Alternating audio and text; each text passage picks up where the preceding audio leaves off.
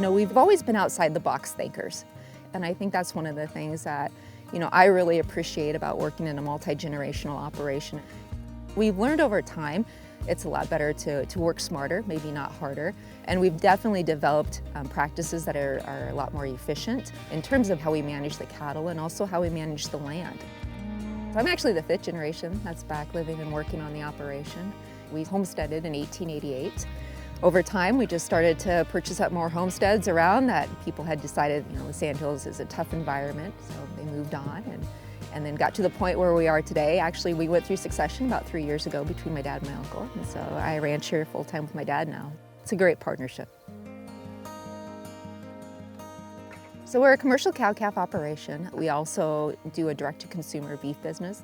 It's definitely made us smarter producers in understanding how that finished product, how to get to that point. And so we're able to implement practices along the way that help to raise that consistent product that the consumers really enjoy. The biggest pluses that we have as an operation is that we're willing to change. If things aren't working right, let's change it, make it better.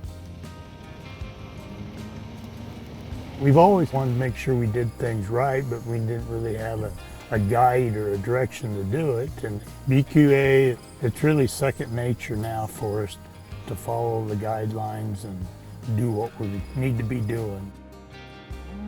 And what BQA has done is it's given us those guidelines that we can take to that consumer and said, this is what we're doing on a daily basis with our cow herd to make sure, that we're providing the best product that we can provide you. One of the biggest things that I get questioned about in our direct-to-consumer program is the welfare of the animals.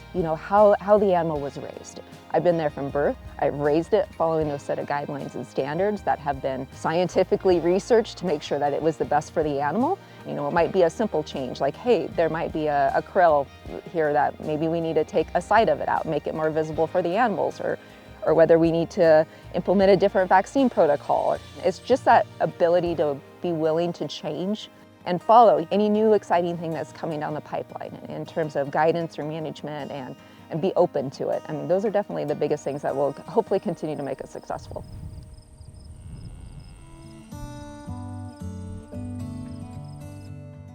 I always say we need to surround ourselves with people that are smarter than we are, and that's one of the great things. We have a wonderful relationship with our veterinarian, Dr. Clint Kesterson. And so he's very familiar with our operation, very familiar with how we do things. And if we have something that's not working 100%, he's the first one that we can reach out to and say, hey, do you have any advice or input on this? Same with our relationship with the BQA. We were doing implantable sensors a little over a year ago in cattle, and Jesse was the first phone call that we made was to our state BQA coordinator. So those relationships that you have with people that are involved in the industry, they're huge. So I think it works well that we've worked together for decades with the Wilson Ranch and developed that trust, that they have confidence and trust that they can ask us anything they need to.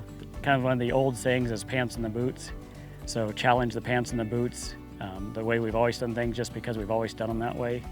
Doing things to look towards the future and look towards where the industry's going and how we can be proactive and get there in better shape. The BQA award is it's extremely humbling. I think when we talk about awards in the industry that I would look at past winners, and there's a lot of people that I respect and admire that have received this, and I definitely feel very humbled to be in that same company. But hopefully, it's something that we can share our story with others and pass on some of those practices, and maybe people can implement those same practices that we do and hopefully in turn make their operations better too. So the future for our Wilson Flying Diamond Ranch, the goal at the end of the day is to always leave it better than we got it. And I feel like we're on the right track to do that, and hopefully it'll continue on for another 130 some years.